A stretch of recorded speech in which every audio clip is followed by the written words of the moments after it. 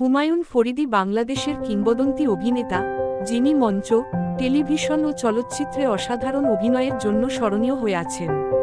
তিনি ২৯শে মে ১৯৫২ সালে ঢাকায় জন্মগ্রহণ করেন।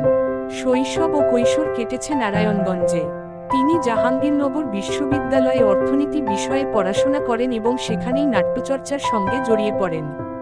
তিনি ১৯৮০-এর দশকে টেলিভিশন নাটকে অভিনয় শুরু করেন এবং সংসক্তক নাটকের কানকাটা রমজান চরিত্রে অভিনয় করে বিপুল জনপ্রিয়তা অর্জন করেন। তার অভিনীত উল্লেখযোগ্য চলচ্চিত্রগুলোর মধ্যে রয়েছে শঙ্খনীল কারাগার, ভণ্ড, জয়যাত্রা ইত্যাদি। খল চরিত্রে তার অভিনয় ছিল অনন্য। হুমায়ুন ফরিদী ২০১২ সালের ১৩ ফেব্রুয়ারি মারা যান।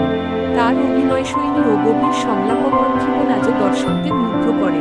তিনি বাংলা নাটক ও চলচ্চিত্রের ইতিহাসে চিরস্মরণীয় হয়ে থাকবেন।